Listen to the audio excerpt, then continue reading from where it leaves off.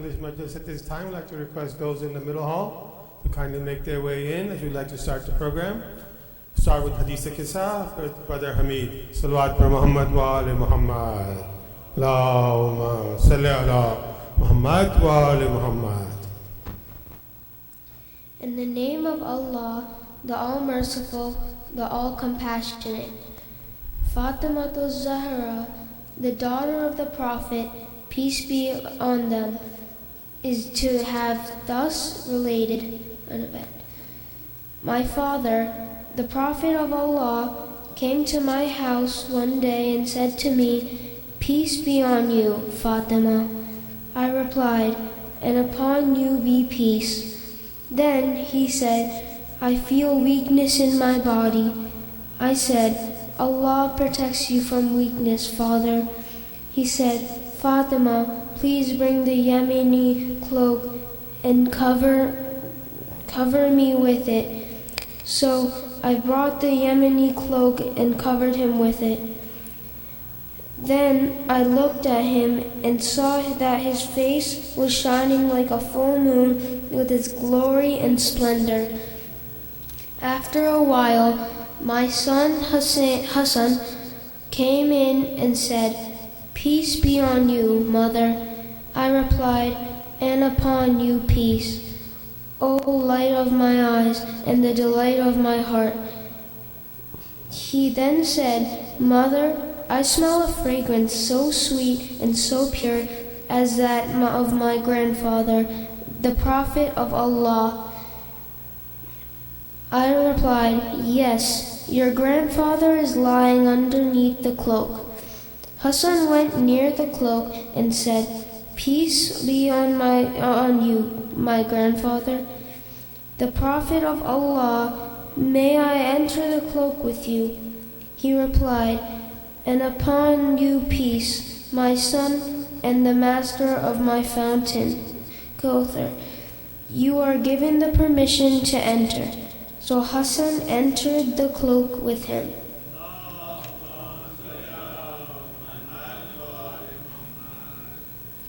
After a while, my son Hussein came in and said, "Peace be on you, mother."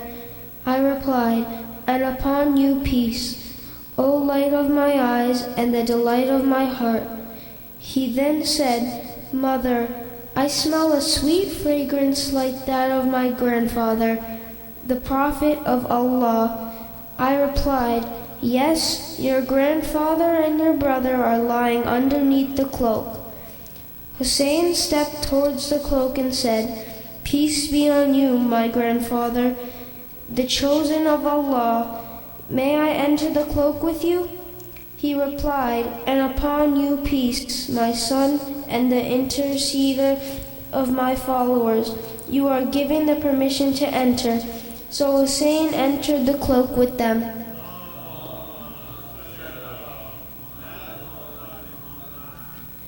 After a while, Abu Hassan, Ali ibn Abi Talib, came in and said, "Peace be on you, O daughter of the Prophet of Allah."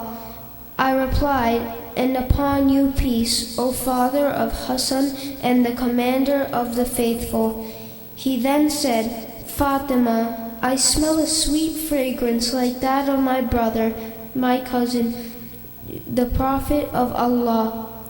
I replied, "Yes, he is underneath the cloak with your two sons." So Ali went near the cloak and said, "Peace be on you, Prophet of Allah, may I enter the cloak with you?" He replied, "And upon you peace, my brother, my legatee, my successor, and my standard bearer. You are given the permission to enter." So Ali entered the cloak with them.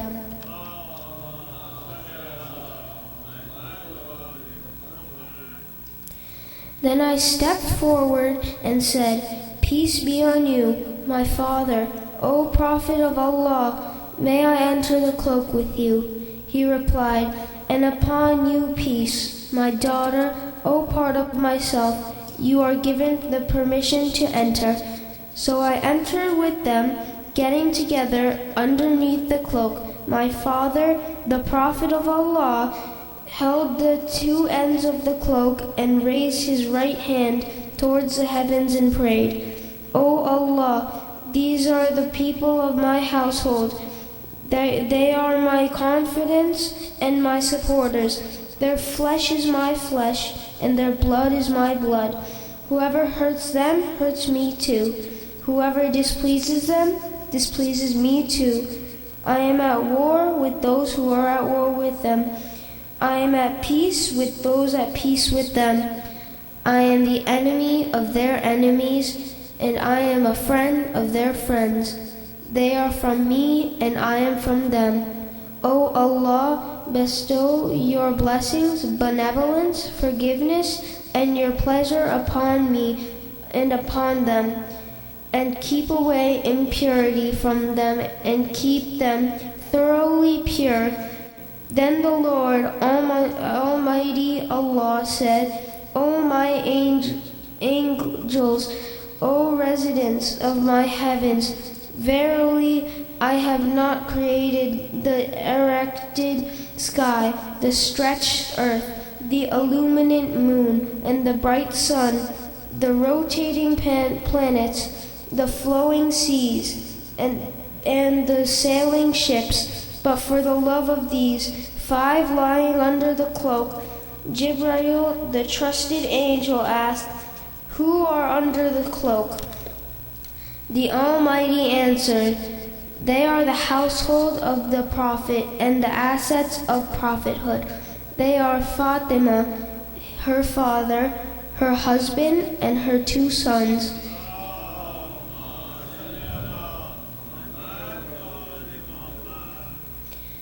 Jibreel said, O Lord, may I fly to earth to be the 6th of them? Allah replied, Yes, you are given the permission. Jibreel, the trusted, landed near them and said, Peace be on you, O Prophet of Allah. The All-Highest conveys his peace on you and his greetings and says, By my honor and glory, O my angels, O residents of my heavens, verily I have not created the erected sky, the stretched earth, the illuminant moon, the bright sun, the rotating planets, the flowing seas, and the sailing ships. For your sake and love, God has given me permission to enter the cloak with you. May I join you, O Prophet of Allah? The Prophet replied, And peace be on you, O trusted bearer of Allah's revelations. You are granted the permission.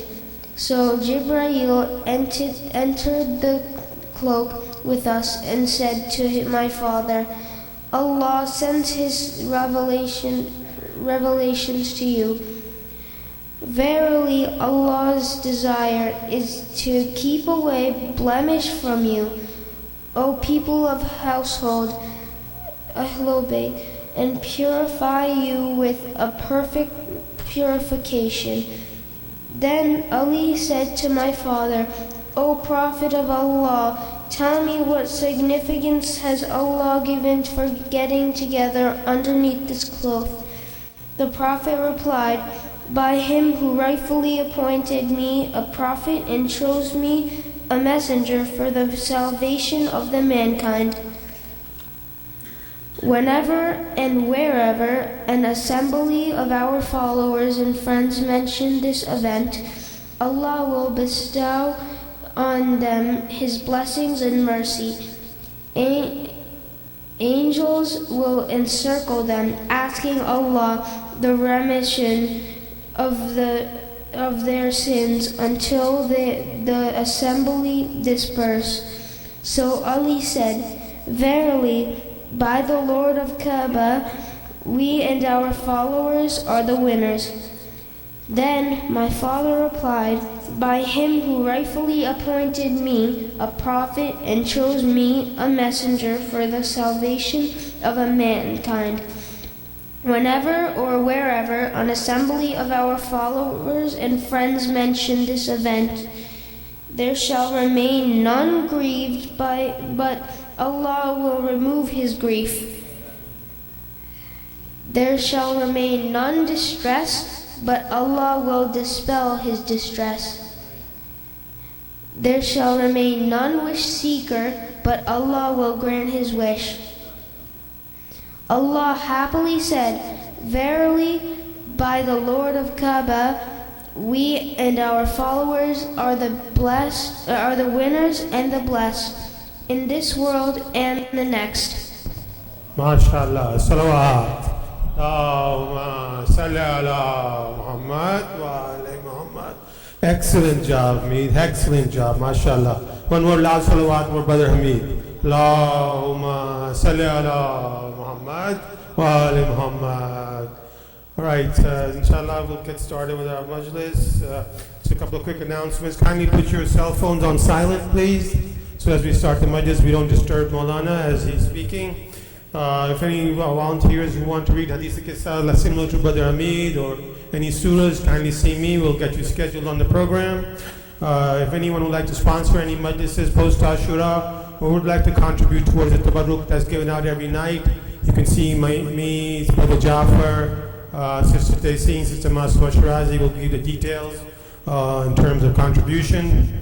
The front parking lot is only for the handicapped folks, so kindly respect that and park in the back.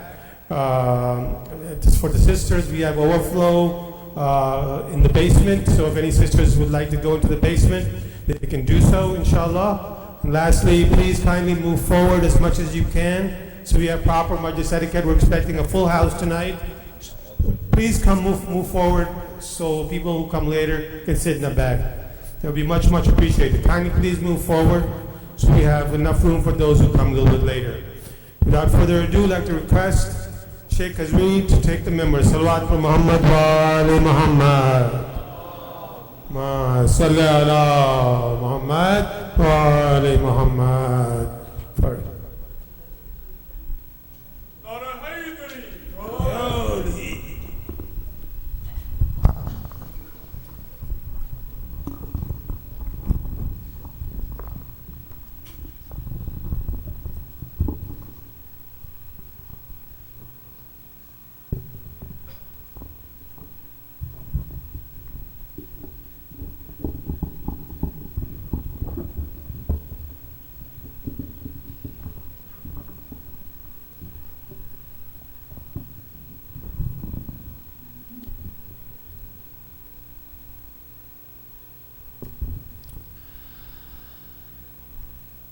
السلام عليكم ورحمة الله تعالى وبركاته.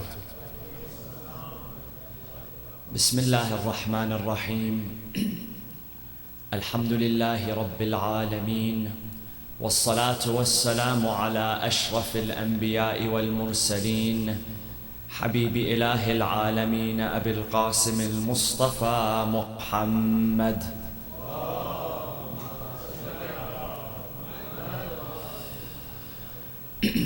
وعلى أهل بيته الطيبين الطاهرين المعصومين المنتجبين، صلى الله وسلم عليك يا رسول الله، صلى الله وسلم عليك يا أبا عبد الله، يا رحمة الله الواسعة ويا باب نجاة الأمة. يا ليتنا كنا معكم سيدي فنفوز فوزا عظيما. أعوذ بالله من الشيطان الرجيم. بسم الله الرحمن الرحيم. يخرج الحي من الميت ويخرج الميت من الحي ويحيي الأرض بعد موتها وكذلك تخرجون. صدق الله العلي العظيم. وصلوا على محمد وآل محمد.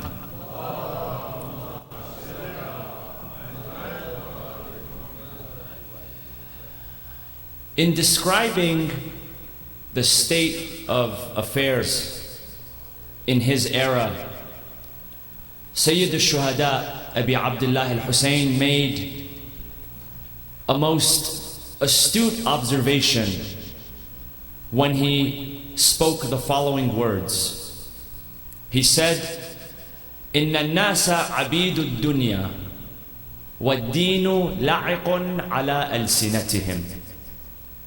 People in general are slaves of this dunya, and their religion is nothing but the movement and the flapping of their tongues. Their religion resides within their mouth. It's something that they speak, but rarely do they follow with action. And later in that sermon, he says, فَإِذَا مُحِّصُوا بِالْبَلَاءِ قَلَّ الدَّيَّانُونَ. That when they are placed under intense pressure and strife, their religiosity diminishes, or it ceases to exist altogether.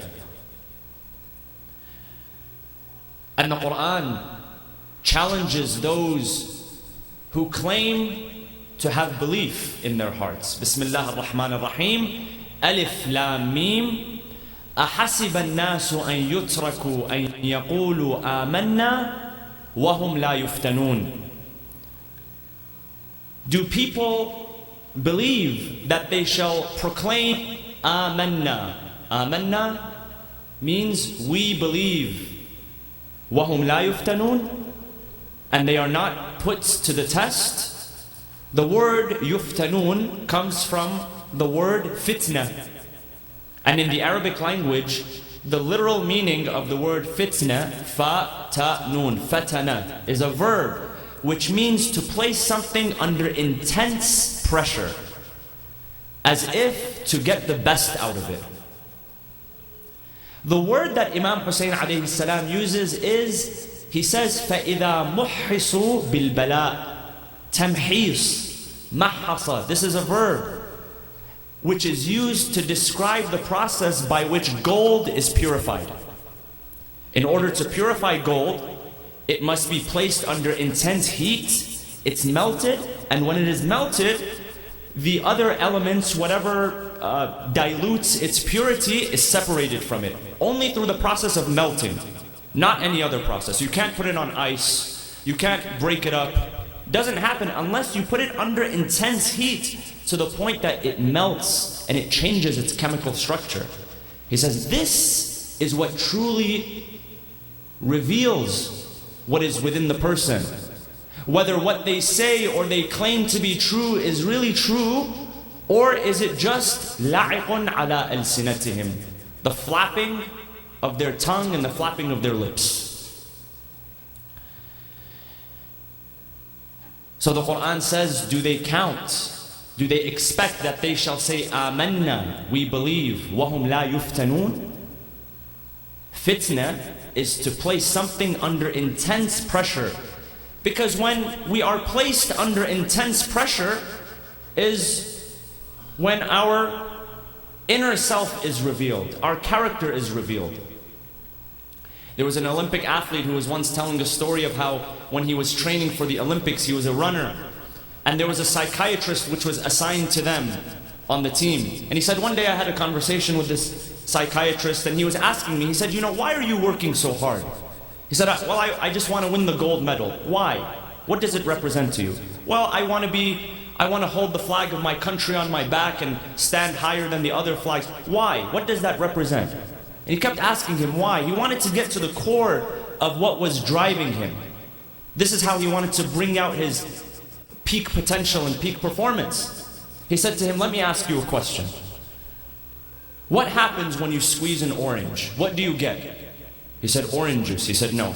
Whatever is inside that orange is going to come out. If it's a rotten orange, you won't get fresh orange juice.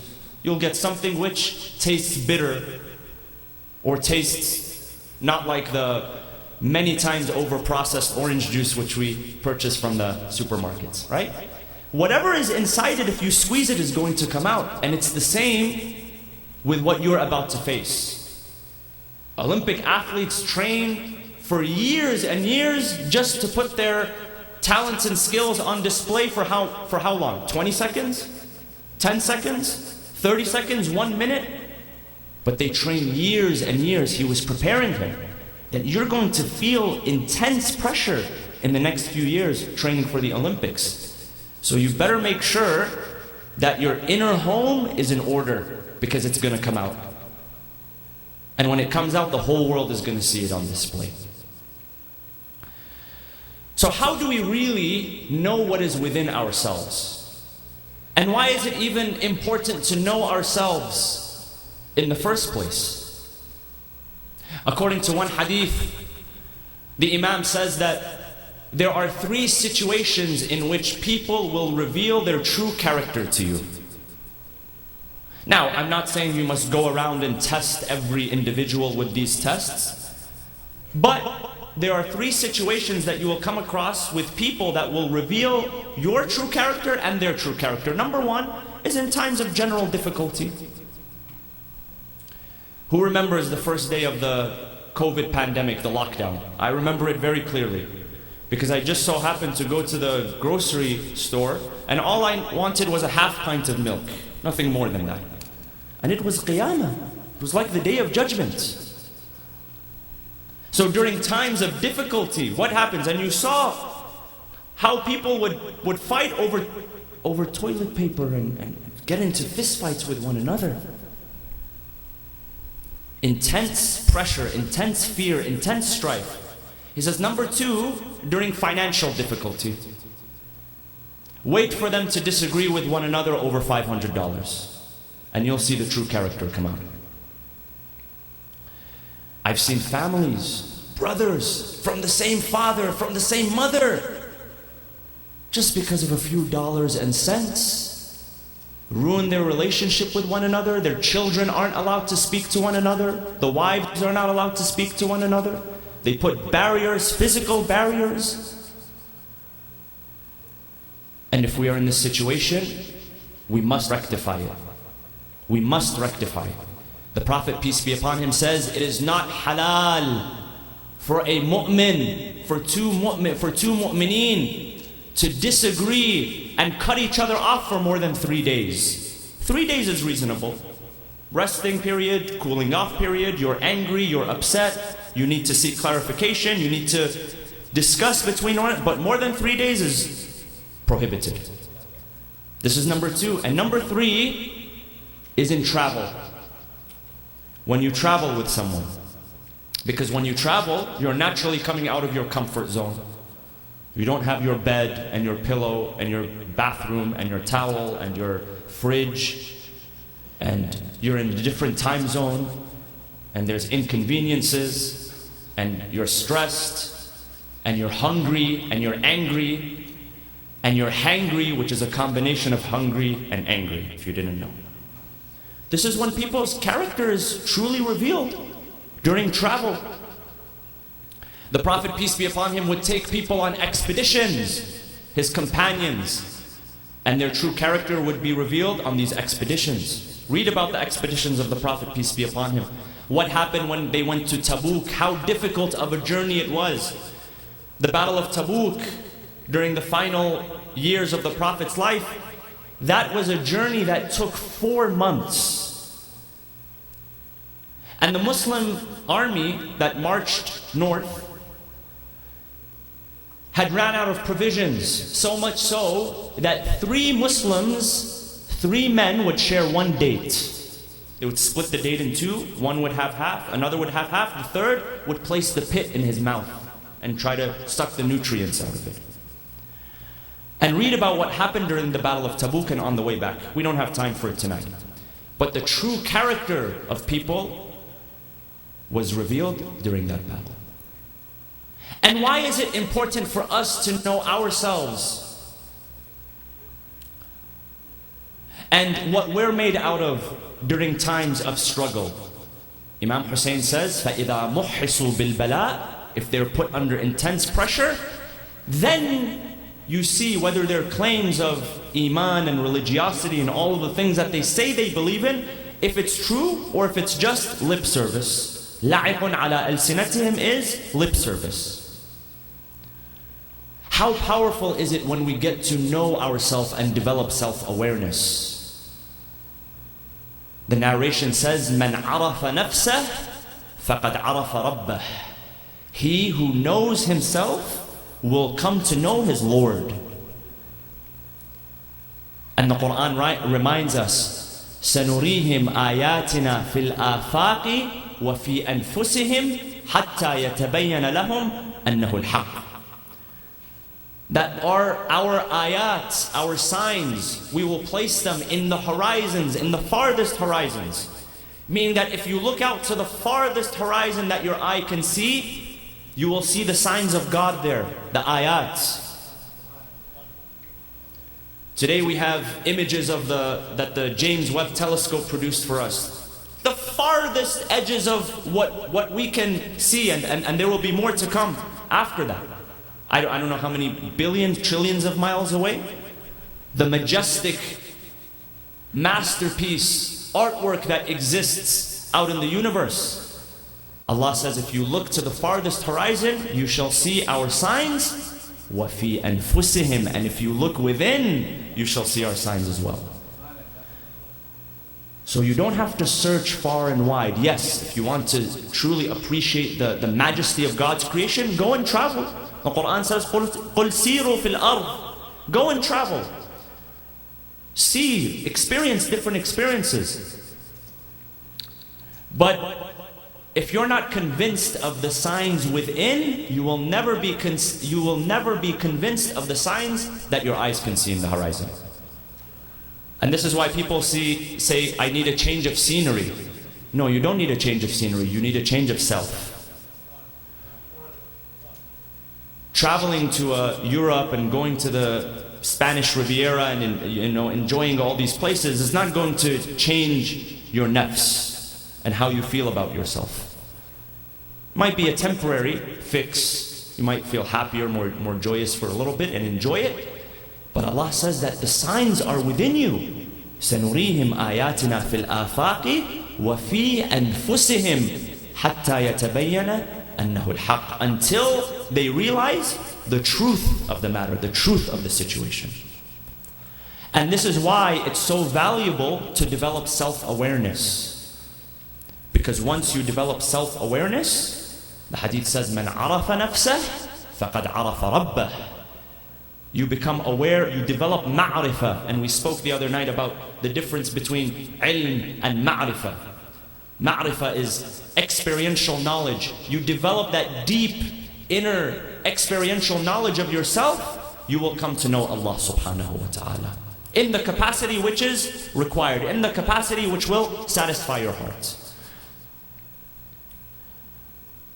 There is nothing which is an eye-opener that reveals to the extent that death reveals. Death is the ultimate teacher. Death is the ultimate reality. And there is nothing more revealing than death. There is nothing that we can hide anymore. You know, in this world of filters, people take pictures and they have to add filters. And they do all sorts of stuff with their face and makeup and surgeries and all sorts of titles we've racked up on our LinkedIn and social profile. All these veils that we hide behind in front of people, all of that comes crumbling once we come face to face with death. They say Harun al-Abbasi, when he finally, when he was on his deathbed, when he was sick, and when he brought 1,000 physicians to come and check him out. And not a single one could cure him. Not a single one could lengthen his life. And at that moment when he realized that it was the end, that's when he began to recite the verses of the Quran. مَا أَغْنَى عَنِّي مَالِيَهْ هَلَكَ عَنِّي سُلْطَانِيَهْ. My wealth is of no benefit to me anymore. My authority has been stripped away from me. And this is a reality for both the wicked and the righteous. Allah subhanahu wa ta'ala describes the case of the Prophet Sulaiman alayhi salam, the king The man who was in control of armies of men and jinn in Surah Saba. That one day he was standing, looking over his vast kingdom. And he had a cane in his hand. He was watching over the armies of the jinn, working for him, building for him. And Allah had destined for him to be taken. It was his time. And Allah tells us in the Quran that when the fate is decided, لا يستقدمون ساعة ولا يستأخرون. They cannot hasten it, nor can they delay it. Subhanallah. We say we cannot delay it, but we cannot hasten it either. There are some people who they wish death upon themselves because they're in so much pain, and Allah says, no, you still have life to live. It's not just I can't delay it, I can't bring it closer if I wanted to either. No control. The Prophet Sulaiman, the angel of death. Before we continue, brothers, let us, with a loud salawat, please stand up and come as forward as you can. Sallu ala Muhammadin wa ali Muhammad. As forward as you can. The second salawat for the love of Fatima Zahra alayha salam.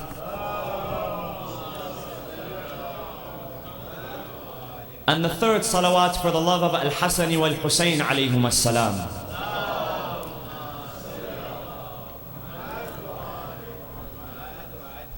Jazakumullah khair. The angel of death comes to him. He says, it's time to go. He was standing with a cane. He said to the angel of death, let me sit down. Just sit down. He said, no, there's no time to sit down. We have to go right now in this split second. And this was the Prophet Sulaiman. And he took his life from him as he was standing there. And he remained standing until the Quran says one termite came and ate away at his staff. فَلَمَّا قَضَيْنَا عَلَيْهِ الْمَوْتَ مَا دَلَّهُمْ عَلَى مَوْتِهِ إِلَّا دَابَّةُ الْأَرْضِ تَأْكُلُ مِنْ سَأَتَهِ. How long does it take for one termite to chew through a staff? And finally, when it chewed through the staff, he came crashing down timber. And finally, the jinn looked up and they realized that he had been dead for quite a while.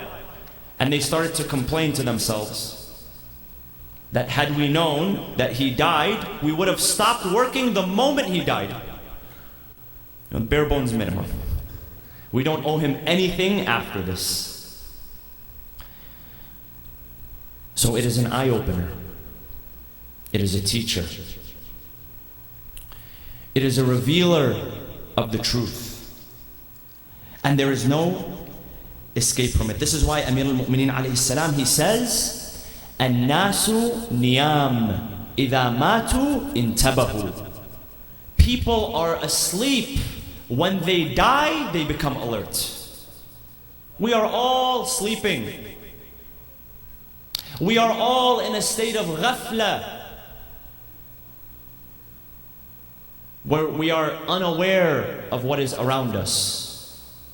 لَقَدْ كُنْتَ فِي غَفْلَةٍ مِّنْ هَذَا فَكَشَفْنَا عَنْكَ غِطَاءَكَ فَبَصَرُكَ الْيَوْمَ حَدِيدٌ. The Quran says, up until this point, the day of judgment, you were heedless. You were in complete confusion. You had a veil covering your eyes. And now, today, the day of judgment, we have lifted that cover, and now your eyesight is as strong as steel. فَبَصَرُكَ الْيَوْمَ حَدِيدٌ. And now you will see the reality. Now there's no more veil. Now there's no more excuse. You'll see clearly what you did. Because in this dunya, I forgot, did I really say that? Did I really do this? And as human beings, we're very terrible with our memory. We tend to over-exaggerate, under-exaggerate. Correct? But on that day, there's no more exaggeration. There's no more, oh, I forgot. No. Clearly in front of you. فَبَصَرُكَ الْيَوْمَ حَدِيدٌ. The Imam says people are asleep, and until they die, when they die, this is when they become alert. So death is not just a physical phenomenon. When we talk about Maut and Hayat. الذي خلق الموت والحياة ليبلوكم أيكم أحسن عملا. The one who created death and life and tested you to see which of you are the greatest in righteousness, are the greatest in goodness, because this is truly the only measure that sets us apart from one another and places us in different ranks. But life and death are not just the physical phenomenon. Death isn't just when your ticker stops beating. This is the physical dimension of death. But there is also a metaphysical dimension to death. Amir al-Mu'mineen goes on further. He says the following: when he was extolling his soldiers to break the ranks of the enemy army on the day of Siffin to get access to the Euphrates River. And we mentioned this yesterday in the majlis, that during the battle of Siffin, before he arrived on the scene, the army of Muawiyah had already taken the banks of the river Euphrates to prevent the army of Amir al-Mu'mineen from having access to the water. So Amir al-Mu'mineen, he tells his soldiers, he says, you want life? You want to survive? You're going to have to break through them. There's no easy way out of this. And then he says the following. He says death. This is Amir al-Mu'mineen describing death, not as in its physical form, but in its spiritual form. Death is to live a defeated and death is to live a defeated life, and life is to be victorious even at the cost of death. Death is to live a disgraceful life. If you live, meaning that your heart is beating and there's blood flowing through your veins and there's oxygen flowing, through your lungs, that's the physical aspect, that's the physical dimension of life. But if you live that life in disgrace, in defeat, and in humility, then that's not life. That's death. And life is to be victorious even at the cost of death. And this is why when Amir al-Mu'mineen was struck on the night of the 19th, while he was offering his salah by the cursed Ibn Muljam, what was the first call that he called out? He said, Fuztu wa Rabbil Kaaba. He said, by the Lord of the Kaaba, I am victorious. Because even though he was going to die, his physical body was going to die in a few days, he lived victoriously. And to die victoriously is life.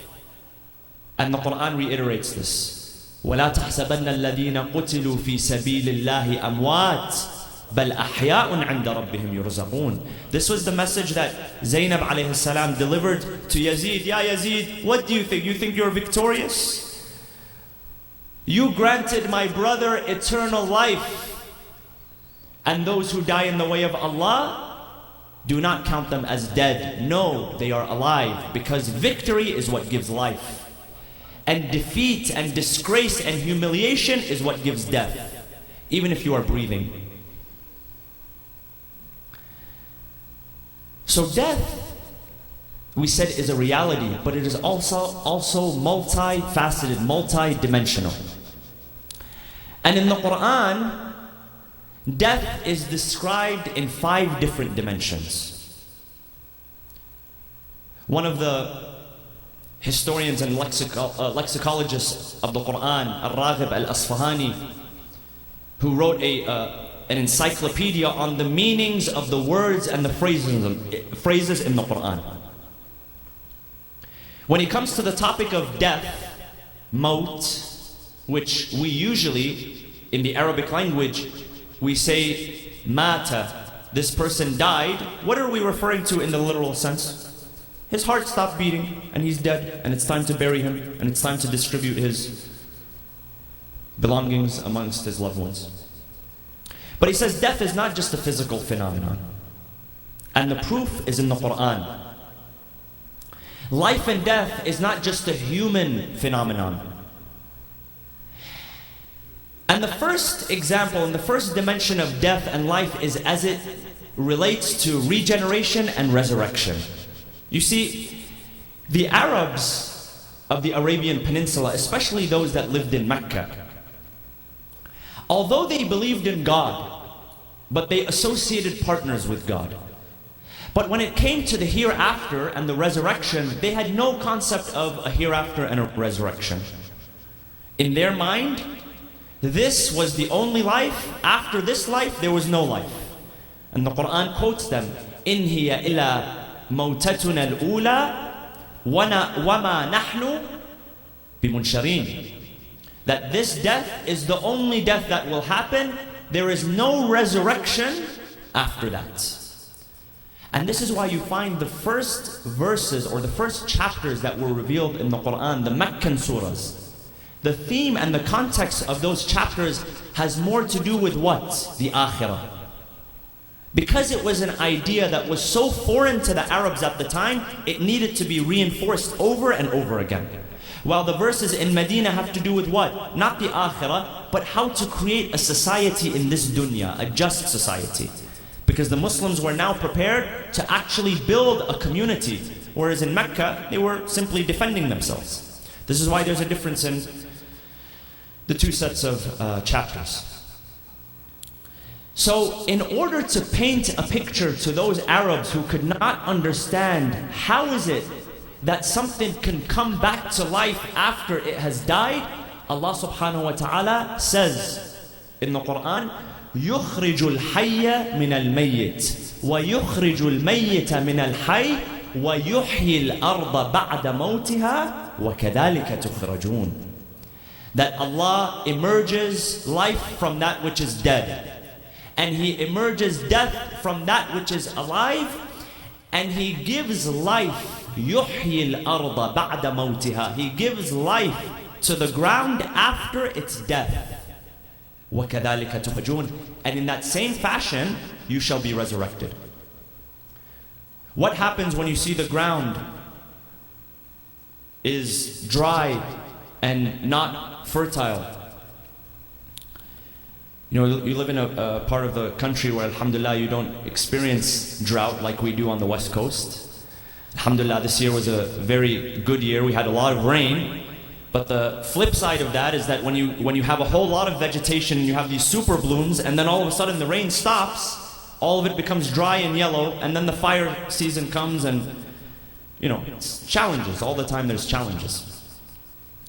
But what happens when you come across a barren land and it receives some rainfall, which was the case in Arabia, although they lived in a barren land?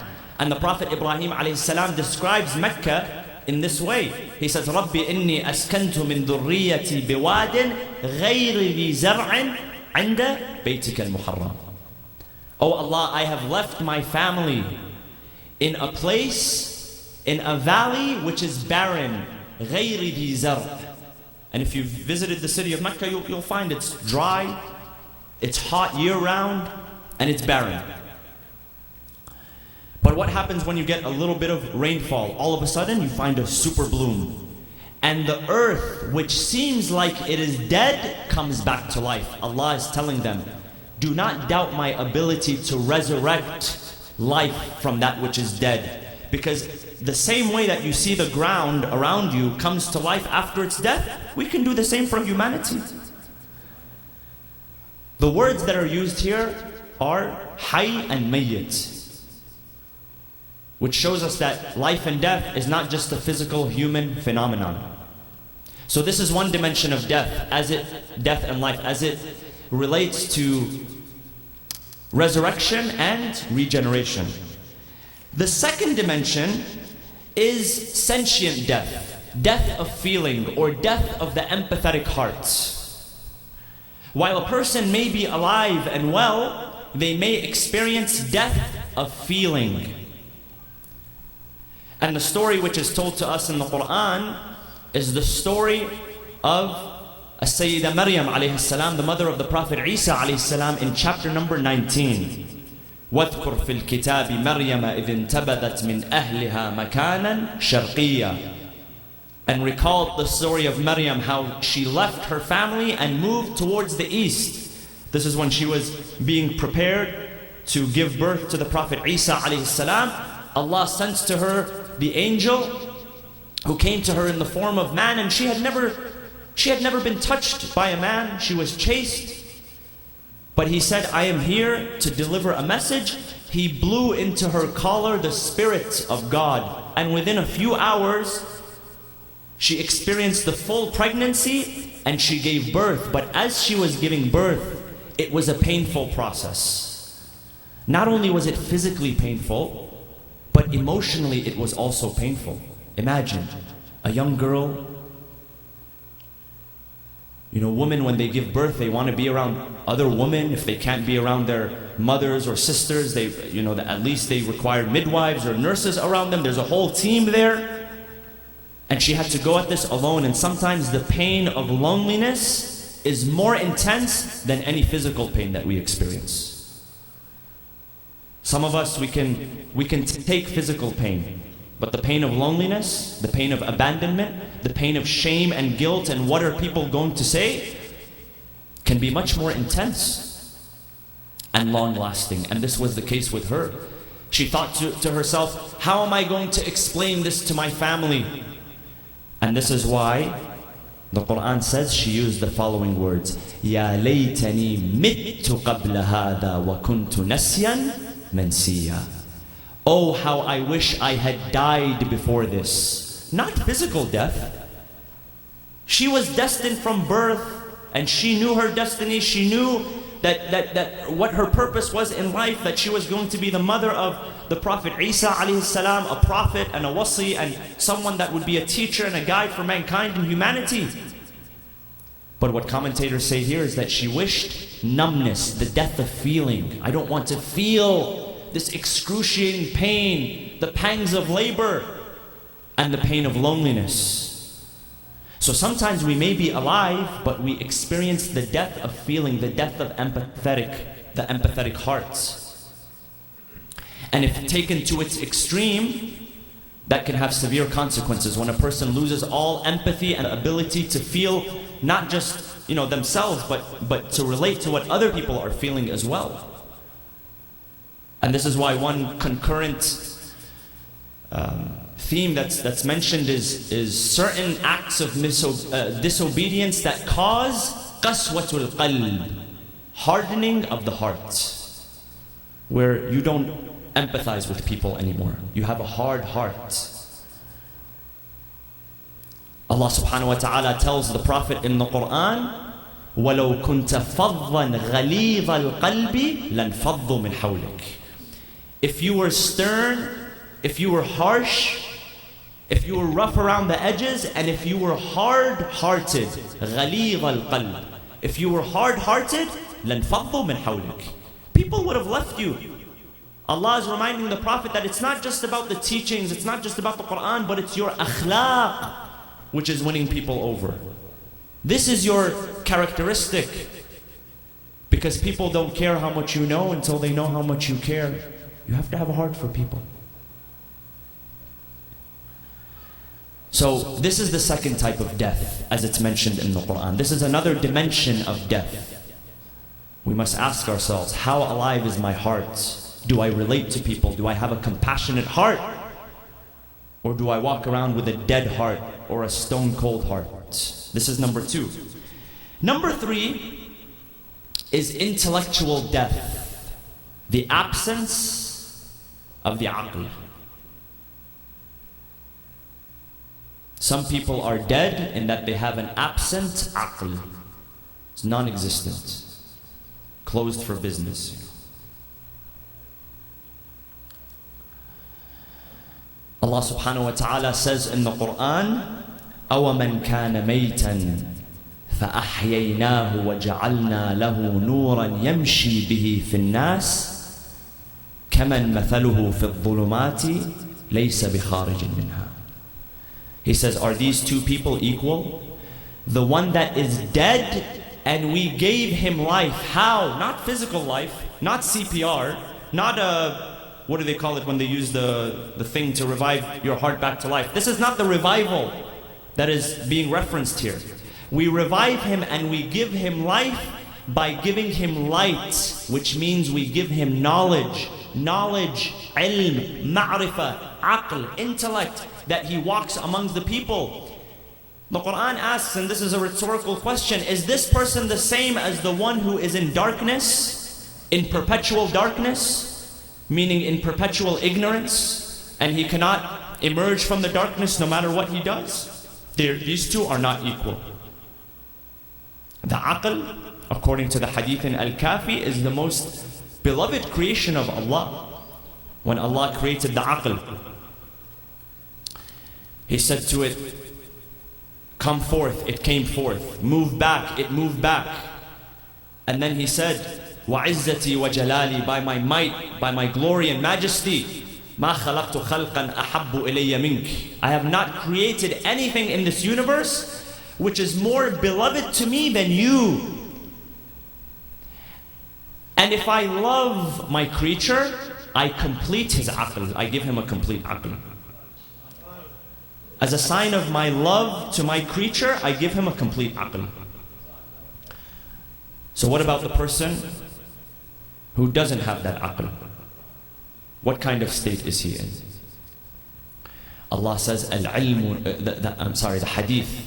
The hadith says, al-ilmu nurun yaqdhifuhu Allahu fi qalbi man yasha. Knowledge is like nur, illumination that God casts into the heart of whom He wills. So you can be alive and well, your heart can be pumping, but you are missing this component here. The Quran refers to those people as they are dead. But some Allah chooses to give life through giving them light, which is knowledge. The fourth type of death, the fourth dimension of death, is the death of joy and meaning and purpose in life, which comes through the form of depression. Could come through the form of depression. When life becomes devoid of meaning, when life becomes devoid of enjoyment, the Quran says about this person, ثُمَّ لَا يَمُوتُ فِيهَا وَلَا يَحْيَا, that he'll find himself in a state of limbo. He doesn't know, is he alive? Is he dead? A life which is devoid of meaning, a life which is devoid of purpose. And you see many people today, you know, you've heard the quote is, dead at 25, buried at 85. And sometimes we don't set up our young men and women, and in my work, in counseling young men and women, especially young men, if you want to equip them to succeed in this world, you must equip them with purpose. Help them find meaning in their life if you want to empower them, and give them the tools. Don't just demand and expect and do not give them the tools. Give them the tools. Connect them with the right mentors. Connect them with the right spiritual teachers who will hold their hands and guide them along the way. Because a man who has purpose and vision and a plan to get there will gladly walk over broken glass with a smile, because his life has purpose and vision.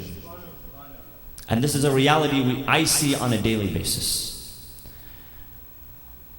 Life can become devoid of meaning and purpose, and we can feel dead, and the Quran says, ثُمَّ لَا يَمُوتُ فِيهَا وَلَا يَحْيَا. He's not alive. He's not fully alive, nor is he fully dead. He's in a state of limbo. This is the fourth dimension. Before we mention the fifth dimension, I will bother you one more time. I'll ask you to please stand and move just a little bit more forward if you can. صلوا على محمد وآل محمد. Every inch matters, every foot matters. For the love of Fatima to Zahra, صلوا على محمد وآل محمد. Just a few more moments, my dear brothers. The fifth dimension, and this is a dimension that should be a wake-up call for all of us, is death as it relates to sleep. What does death have to do with sleep? Allah subhanahu wa ta'ala tells us in the Quran that there are 2 times where the soul is taken by Him. 2 times. Bismillah ar-Rahman ar-Rahim. Allahu yatawaffa al-anfusa hina mawtiha. This is clear that Allah takes. Yatawaffa means to take something, to hold on to something. Allahu yatawaffa al-anfusa hina mawtiha. When it dies, He takes the soul. This is obvious. Number one. Number two, and this is the eye-opener. وَالَّتِي لَمْ تَمُتْ فِي مَنَامِهَا. And the one that does not die in its sleep. فَيُمْسِكُ الَّتِي قَضَى عَلَيْهَا الْمَوْتِ وَيُرْسِلُ الْأُخْرَى إِلَىٰ أَجَلٍ مُسَمَّى. The one that He has decided death for, He holds on to permanently. The one He has decided to send back, He sends back إِلَىٰ أَجَلٍ مُسَمَّى. Not permanently, just delay. One more day, one more week, one more month, 10 more years, 20 more years. This is why death is seen as permanent sleep, and sleep is seen as temporary death. Both of them are of the same nature. The difference is one is temporary and one is permanent. The disconnection of the soul from the body. Now there's also a lot to be understood, philosophically behind this. We won't go into all of the details of what actually happens during death. That's time for another time, inshallah. But this is a stark reminder that every night when you put your head on that pillow and your soul departs from the body, do we know if it's going to come back? Do we know if it's going to return? How many people just within this past year do you know? Old, young, healthy, sick, rich, poor, have passed unexpectedly. Just about a month ago in our own community, we had one of our own youth that would come to Friday prayer. I remember seeing her during Friday prayer, 22 years old, within a few moments, involved in a car accident on her own and perishes. Young lady who was full of life, who you would not expect to disappear within an instant. 22 years old. Can you imagine this? And how many examples of this do we have on a daily basis? Who knows? Who knows? This is why it's such an eye-opener. And this is why we must be prepared for that reality. What are we doing today to reach that stage that the Quran describes as يَا أَيَّتُهَا النَّفْسُ الْمُطْمَئِنَّةِ ارْجِعِي إِلَىٰ رَبِّكِ رَاضِيَةً مَرْضِيَّةً فَادْخُلِي فِي عِبَادِي وَادْخُلِي جَنَّتِي. When can we stand and say, I've done enough? Can we ever do that? I'll just share with you something quick that I picked up recently. There was a gentleman who was telling the story of how he was an emergency medical responder. He said, when I first received my training, I was not very psychologically prepared for it. I had not come to terms with death. For whatever reason, sometimes people, because of their trauma, their experiences, they've never really come to terms with death. And the Quran says, Bismillah ar-Rahman ar-Rahim,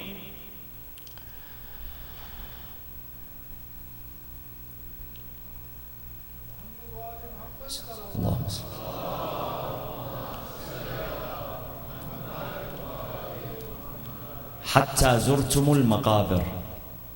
What's the verse that comes before? ألهاكم التكاثر. Thank you. ألهاكم التكاثر.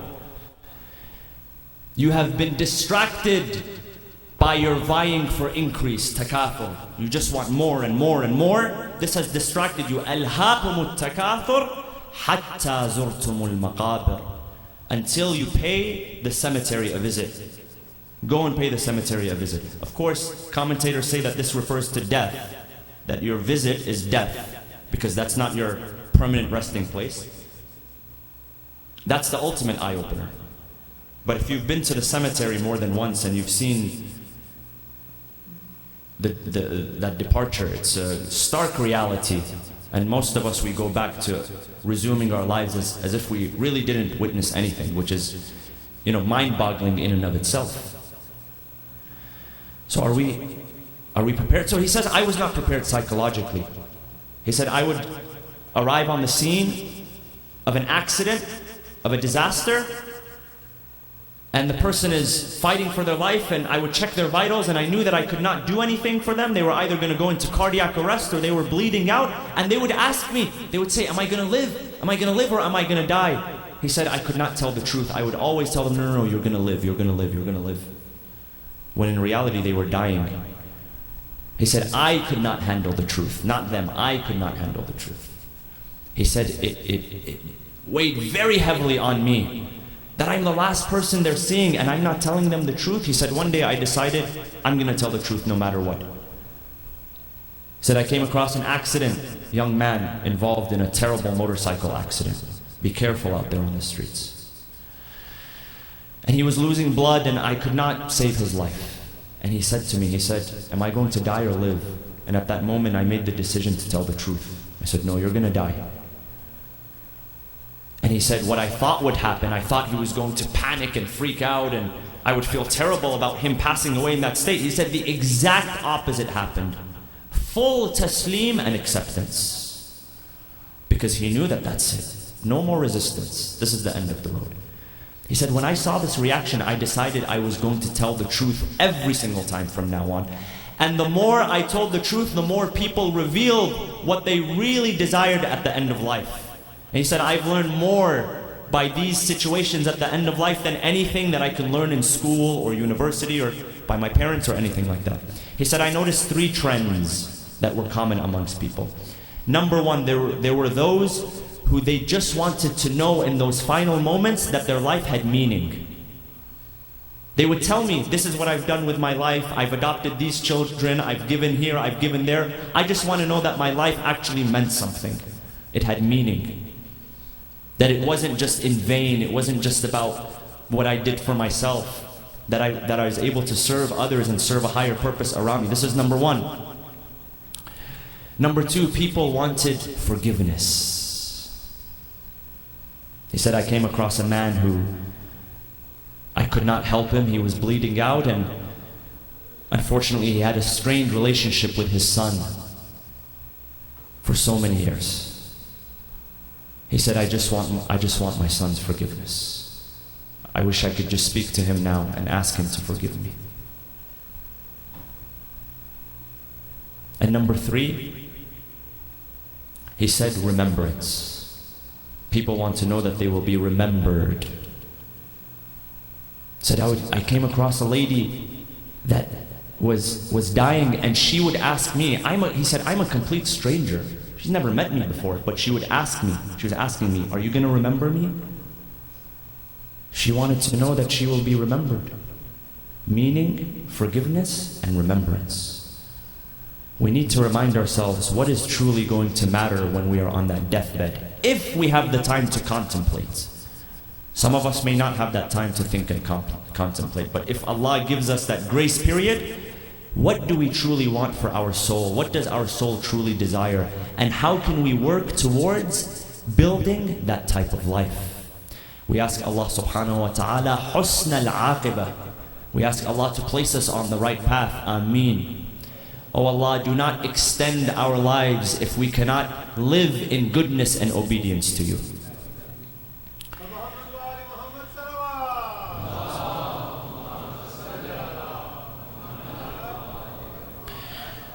Now, brothers and sisters, I want to take your hearts to Karbala.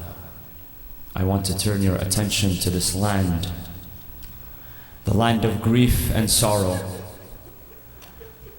the land of turmoil, the land of disappointment, the land of darkness, the land of thirst, the land which heard the calling of Hussein's children, Al-Atash, Al-Atash. The land which heard the cry of Hussein cry out, Ala hal min nasirin yansuruna, Ala hal min mu'inin yu'inuna. Is there anyone that will come to our aid? Is there anyone that will come to our rescue? Tonight we dedicate it to the remembrance of the noble companions, those whom when we visit them in Karbala, we say طِبْتُمْ وَطَابَتِ الْأَرْضُ الَّتِي فِيهَا دُفِنْتُمْ. You have been sweetened by martyrdom, and this ground has been sweetened by your presence in it. And we say وَبَذَلُوا مُهَجَهُمْ دُونَ الْحُسَيْنِ عَلَيْهِ السَّلَامِ. They gave their muhja. Do you know what muhja is? Muhja is the blood of the hearts. When we give our blood, someone asks to donate blood, you don't tell him, put the needle in my heart. You say, put the needle in my vein where I won't feel the pain. Do we ever give the blood of our hearts? This is the most precious blood. The companions of Imam Hussein said, we are willing to rip open our hearts and spill our blood on the ground in defense of Hussein alayhi salam. Among them, who we mentioned in brief yesterday, was Al-Hurr ibn Yazid al-Riyahi, this noble man who intercepted the Imam on the way to Karbala.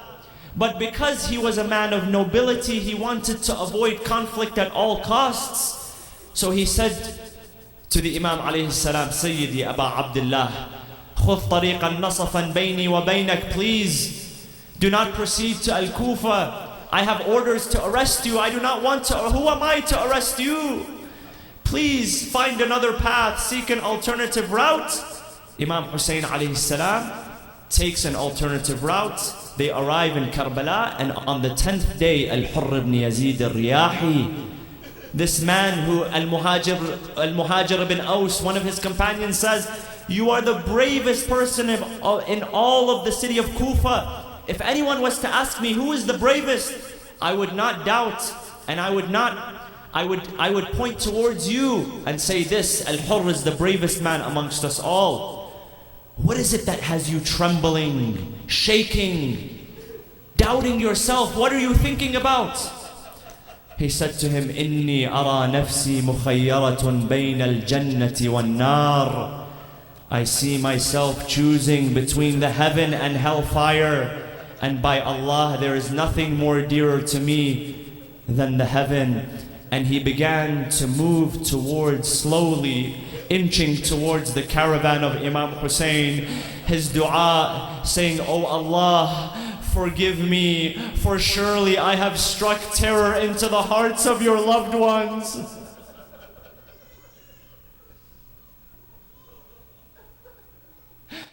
When he arrived to the camp of Imam Hussein, Abil Fadl al-Abbas was standing there defending. Who are you? Introduce yourself. He said, I am Hurr ibn Yazid al-Riyahi. Can I please see your master? I need to speak to your master. Imam Hussein emerges from the tent. Imagine the heart of Imam Hussein. He took every opportunity for negotiation. Anybody who came to him, he had hope that this conflict would be solved without bloodshed. He said, introduce yourself. He said, I am Al-Hurr, Sayyidi Aba Abdullah. I am the reason why you are here. Is there any repentance for me? Do you forgive me? Imagine the heart of Imam Hussein alayhi salam. He says, you are already forgiven. Ask Allah and He shall forgive you. Al-Hurr says, in that case, let me be the first one to go out into the battlefield and prove myself. He turned against his companions, went out into the battlefield, fought against them bravely, until finally he was struck down. When he was struck down, he called to Hussein alayhi salam. They came to him in rescue.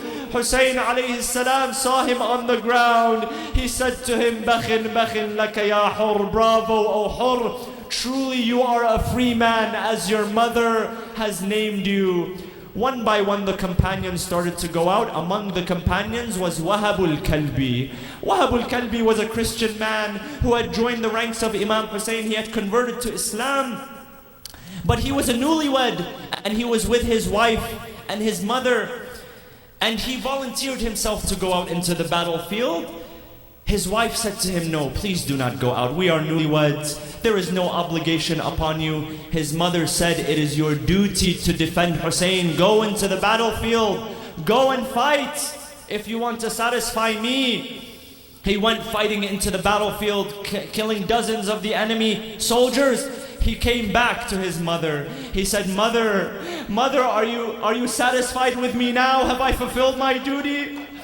Do you not see me fighting intensely? She said, I will not be satisfied until your blood is spilled on this floor.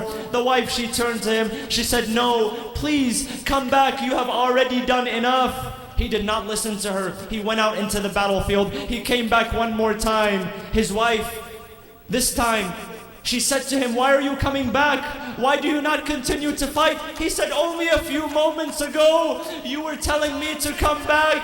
She says, I know this is the truth. ولكن يا وهب لا تلمني إن واعية الحسين قطعت نياط قلبي. Do not blame me, for the crying of Hussein has torn my heart into pieces. I have seen him standing at the door of the tent saying, Wa Zalimata, where are our supporters? Where are our defenders? Go out and fight, and I will not be satisfied until you are martyred. Wahab al-Kalbi went out, and he attained martyrdom in the way of Imam Hussein. Another one of the companions was Jawn Mawla Abi Dhar.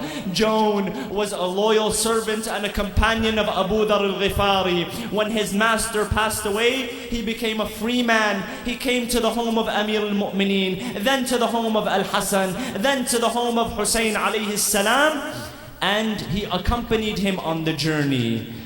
On that night, Imam Hussein turned to him. He said to him, Ya Jawn, Anta talabtana fi afiya. You stayed with us. You did well with us. You were loyal to us. وَالْآنَ أَنْتَ حِلٌّ مِّن بَيْعَتِي. You are free of my allegiance. You do not owe me anything. Go and live the rest of your life as you wish. Jawn turned to his master. He said, Sayyidi, my dear master, at times of comfort, I would eat from your leftovers, and at times of difficulty, you expect me to abandon you. No, by Allah, I will not abandon you until my blood is mixed with your blood. Jawn went out into the battlefield. He fought bravely until finally he was struck down. Imam Hussein ran to his rescue, and my brothers and sisters, he did something which he did with no one else except for his son Ali al-Akbar. He knelt down and he placed his cheeks on the cheek of Jawn. Inna lillahi wa inna ilayhi raji'un. One of the younger companions came seeking permission from Imam Hussein to go out into the battlefield. His name was Amr ibn Junada al-Ansari. His father Junada was amongst the first companions to go out into the battlefield and attain martyrdom. Here comes this young man standing in front of his master Hussein, asking for permission to go out. Imagine the heart of Imam Hussein alayhi salam. My dear young man, it is not obligatory upon you. Go back to your mother. The mother came to him. She said, Sayyidi Aba Abdullah, I am offering you my son to go out and protect you and fight. He can fight just like his father. Imam Hussein turned to her. He said, my dear lady, I am not one to bereave a woman and take away her husband and her child in the same day. She turned to him. She said, Sayyidi Aba Abdullah, أتثكل أمك الزهراء بولدها ولا أثكل بولدي. Is it fair that your mother Az-Zahra is bereaved of her son and I am not bereaved of mine? How does my son live when the son of Fatima is murdered? Amr ibn Junada went out into the battlefield reciting verses of poetry. Amiri Husayn wa ni'mal amir, surur fuad al-Bashir al-Nadir, Ali wa Fatima walidah, فهل تعلمون له من Nazir. My Amir is Hussein, and he is the greatest of Amirs. He is the light of the eye of Rasulullah. Ali and Fatima are his parents. For do you know anyone else with the same merit as him? As he went out into the battlefield, finally he was struck down. When he was struck down, his mother ran after him to his rescue. She grabbed whatever weapon she could. She began to say, Ana ajuzu sayyidi ra'ifa. I am an old woman. I am a weak old woman, but I will strike you with all of my might and all of my power. As she was tending to the wounds of her son, one of the enemy soldiers came and struck her on her head, killing her right by her son. She was the first of the women to be killed in battle for Imam Hussein. Inna lillahi wa inna ilayhi raji'un. وسيعلم الذين ظلموا أي منقلب ينقلبون والعاقبة للمتقين. Hussein, Hussein. Hussein, Hussein. Hussein, Hussein. Hussein, Hussein. Hussein, Hussein. Hussein, Hussein. Hussein, Hussein. Hussein, Hussein. Hussein, Hussein. Hussein, Hussein. Hussein, Hussein. Hussein, Hussein. Hussein, Hussein. Hussein, Hussein. Hussein, Hussein. Hussein, Hussein. Hussein, Hussein.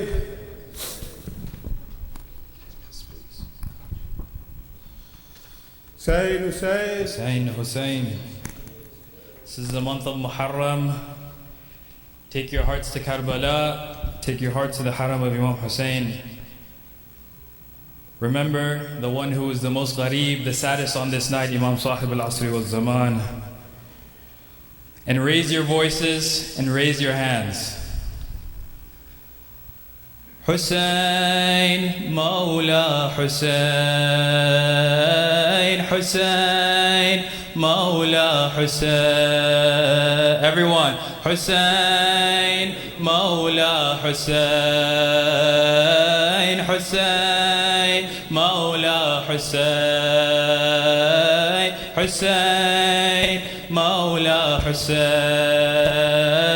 Hussein, Mawla Hussein. Hussein, everyone, Mawla Hussein, Hussein, raise your voice. Mawla Hussein, Hussein, Mawla Hussein. In your haram, here I am here. In your haram, here I am here. Under your dome, breathing your air. Zainab's heart, oh Ali's dear. Zainab's heart, oh Ali's dear. Taha son, Fatima's heir. Stand by my side in the grave, Hussein, my soul come to save. Stand by my side in the grave, Hussein, my soul come to save. With these tears I have no fear that you will be there for me. My Mawla, my Sultan, Hussein, you're my Quran. My Mawla, my Sultan, Hussein, you're my... Everyone, my Mawla, my Sultan, Hussein, you're my Quran. And even on that day I'm calling your name. Hussein, Mawla Hussein, Hussein, Mawla Hussein, Hussein, louder, Mawla Hussein, Hussein, Mawla Hussein. Empty hands, where are my deeds? Empty hands, where are my deeds? If you do not intercede,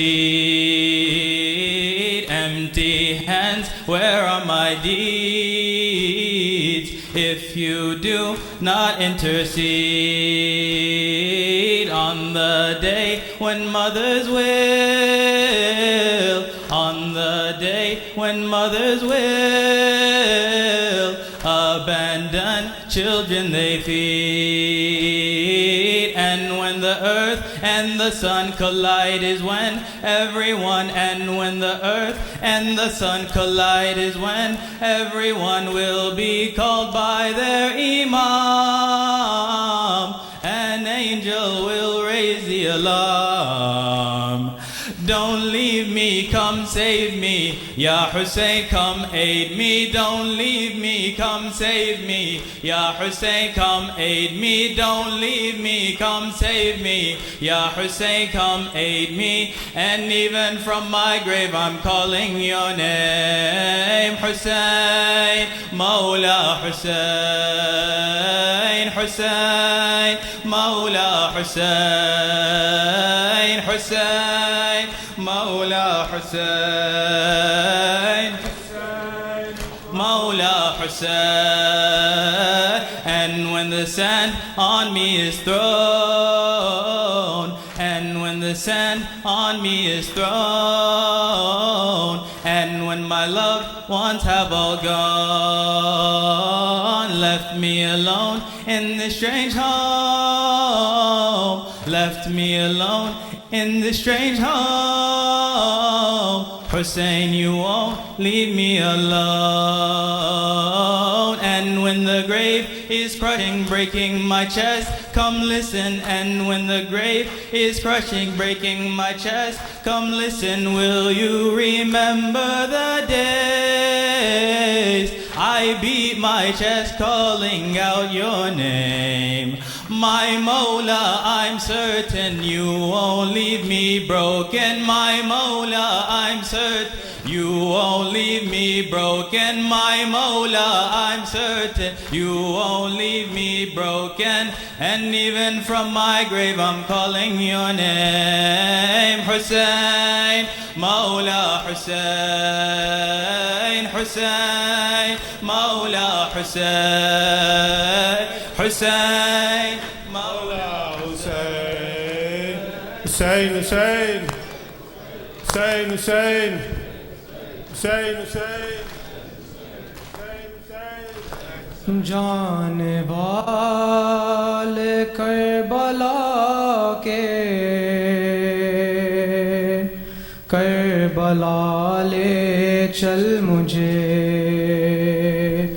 جانے والے کربلا کے کربلا لے چل مجھے، جانے والے کربلا کے کربلا لے چل مجھے، جانے والے کربلا کے کربلا لے چل مجھے، روزائے شبیر پر دوں گا دعا لے چل مجھے، جانے والے کربلا کے کربلا لے چل مجھے، جانے والے کربلا کے کربلا لے، ہے جہاں گنجے شہیداں، ہے جہاں نہر فرات، ہے جہاں گنجے شہیداں، ہے جہاں نہر فرات، جس جگہ سید میرا پیاسا رہا لے چل مجھے، جانے والے کربلا کے کربلا لے چل مجھے، جانے والے کربلا کے کربلا لے، جس جگہ جاگی تھی قسمت حر کی وہ دیکھوں گا میں، جس جگہ جاگی تھی قسمت حر کی وہ دیکھوں گا میں، عاصیوں پر کیسے ہوتی ہے عطا لے چل مجھے، جانے والے کربلا کے کربلا لے چل مجھے، جانے والے کربلا کے کربلا لے، جس جگہ عباس کے بازو قلم ہو کر گرے، جس جگہ عباس کے ذو قلم ہو کر گرے اس جگہ میں بھی کروں ماتم ذرا لے چل مجھے جانے والے کربلا کے کربلا لے جانے والے کربلا کے جل گئے شام غریباں میں جہاں خیمے تمام جل گئے شام غریباں میں جہاں خیمے تمام جس جگہ ننا سا ایک جھولا جلا لے چل مجھے جانے والے کربلا کے کربلا لے چل مجھے ہائے وہ مقتل جہاں بالی سکینہ رات میں ہائے وہ مقتل جہاں بالی سکینہ رات میں ڈھونڈتی پھرتی تھی سینہ باپ کا لے چل مجھے جانے والے کربلا کے کربلا لے چل مجھے جانے کربلا کے جل مجھے حسین حسین حسین حسین حسین حسین حسین حسین اللہم صلی علی محمد وآل محمد